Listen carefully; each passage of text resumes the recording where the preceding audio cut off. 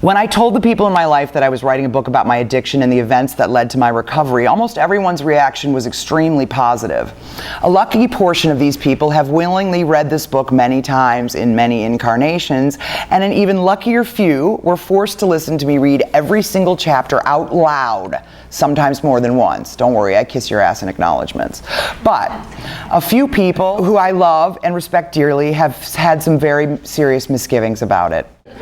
They simply can't fathom why I would expose myself like this when I didn't have to, when most people don't even know I'm an addict in the first place. And trust me, at first I felt the exact same way. Well, I never even imagined that I'd have the balls to write a book, let alone about a subject I was so ashamed of I couldn't bear to mention it to therapists for most of my life. But something weird starts happening when you get sober. Out of the blue, you find yourself saying yes to things you would never have considered before. Suddenly, instead of napping, there you are, wholeheartedly agreeing to everything from the ridiculous, sure, I'll try skydiving, to the sublime, I'd love to teach acting at NYU. Life starts to become fun again, but the best part is it becomes scary again, and not the kind of scary you've grown accustomed to, like waking up with 2 black eyes, a loose front tooth, and 10 voicemail messages letting you know that your totaled car was found last night on the LIE. No, this is the good kind of scary, the kind where you can't even believe you're actually swimming with sharks off the Great Barrier Reef. It's almost as if you've become an old toddler, unhampered by any preconceived notions of how awful things usually turn out. This innocent stupidity is what led me to agree to write this damn book in the first place. You see, one fine day last summer, I was wandering around my agency, Paradigm, spreading my sparkling wit and dazzling charm to anyone bored enough to pay attention to a 42-year-old boisterous baby. That's when Lydia Wills, a literary agent, introduced herself to me and said, "Have you ever thought about writing a book?" I laughed and said no, but told her she was my favorite literary agent ever. Later that night, I was brushing my teeth and marveling at the fact that I now no longer had pimples. It was much better than that, because now I was blessed with both wrinkles and pimples. A few months ago, I even discovered a pimple within a wrinkle. Globs of frothy white dripped from my O-shaped mouth as I dropped my toothbrush in horror. Oh no! You see, I knew all too well that the combination of pimples and wrinkles could mean only one thing. I was no longer a spring chicken. And as everybody knows, there is nothing, absolutely nothing, that Hollywood finds more distasteful than a female chicken without springs. I've always found that the bullshit actresses are forced to do to stay in the game, waxy tight faces, fat mouths, extreme dieting, to be completely repulsive. Therefore, I'm fucked. Now, if you're ever unlucky enough to experience this cruel and, in my opinion, totally unfair combination of pimples and wrinkles, or as I like to call them, pwinkles, I really hope you're not an actress, because pwinkles are really just Braille for no one will ever hire you again. That's funny. My pwinkle terror was compounded because I'd spent most of the last 10 years getting wasted, doing plays, getting sober, and teaching acting, and it had recently been brought to my attention that I was very, very, very close to becoming flat broke. Of course, when I received that terrible news, I reacted the way any sane, healthy person would, and I promptly went on eBay and bought a huge painting of a monkey smoking a cigar. Because as an addict, whenever someone tells me I can't or shouldn't do something, a switch in my brain goes off and I immediately think, oh, yes, I can. This becomes quite handy in certain situations, but unfortunately, most of the time, I just end up looking like an asshole with a painting of a monkey smoking a cigar. But then it hit me. What if I ended up a sober asshole with pwinkles and a bad painting who was poor? Now, you see, I've supported myself since I graduated from NYU and started making a living acting when I was 25, an age when most of my friends were still living with 10 roommates on Avenue C and eating pot for breakfast.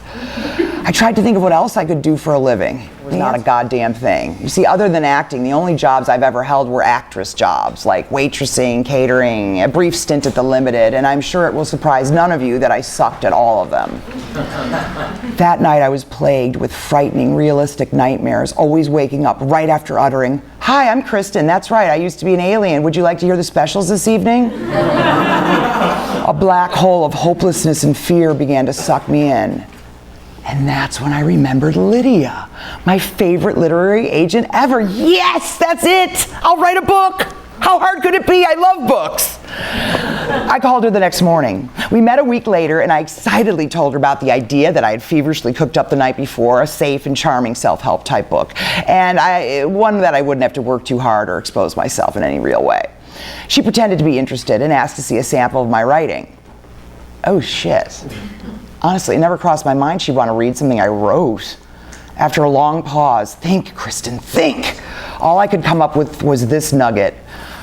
You know, I'm pretty sure I have a couple of my college term papers. You want to read any of those? To her credit, she didn't laugh in my face and instead politely demurred. Think, chicken, think.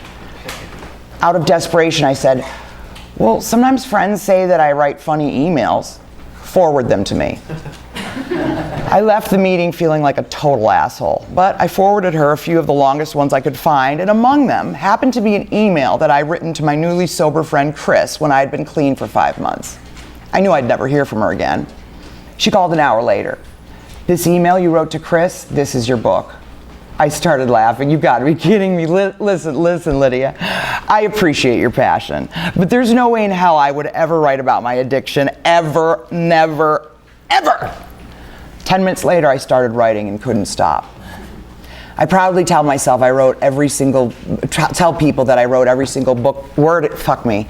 I proudly tell people I wrote every word myself, but I'm not sure that's true. It's as if some unknown part of me, some mysterious creature hidden deep inside was guiding every sentence.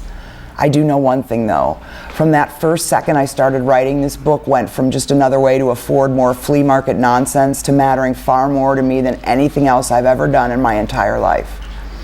In some ways, this process was way harder than those months that I spent alone in the hospital because I had to relive every detail of it while being stone cold sober. And some parts were so awful I had pushed them far, far down in my memory. And some parts still make me blush from embarrassment.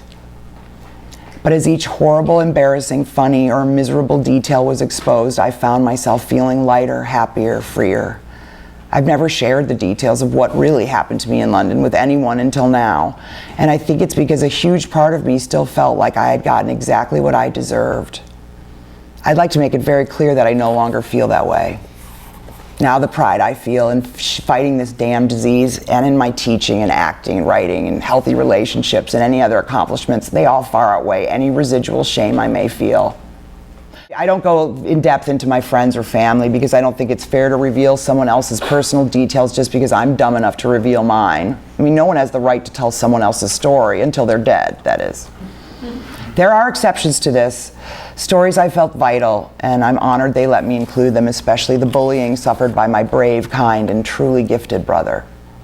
So the email I sent to Chris, which started it all, is actually the final chapter of this book, called Welcome to the Planet of the Apes. Now, admittedly, I have added and removed some parts and fleshed out others, but it's pretty much what I wrote him. It was so weird to have the ending done the entire time I was writing. It loomed over my head the whole time. I did try a few other endings, but finally I had to face the fact that it's the only ending this story could possibly have. Because even though it's the end of the book, that email signifies the beginning of my life. It took me a while to realize I didn't just write that email to Chris. I wrote it to anyone out there who's struggling to become the person they know they should be. But mostly I wrote it to myself, almost as if I needed proof in black and white that it had actually happened, that I had told the truth and survived. Recently, I was out in LA. While there, I went to a friend's birthday party and I ran into someone I hadn't seen in a couple years. He's a genuinely good guy, and I've always adored him in spite of his career. And see, the last time we had hung out, I had been a shit-faced shipwreck, which is why, after we hugged and told each other how awesome we looked, I was excited to tell him I was sober. A few hours later, as I was leaving, he pulled me aside and asked me if I wanted some free advice. Uh-oh, I thought. Would it be weird if I said no? Okay, shoot. You really got to stop telling everyone you're sober.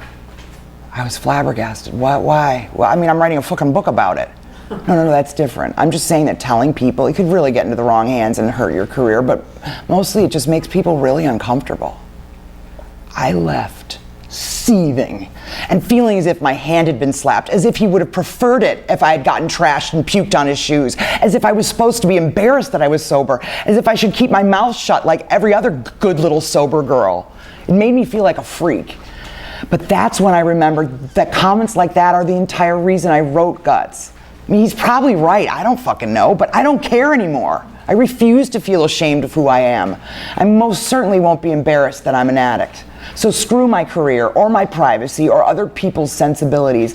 I will tell whoever I damn well please.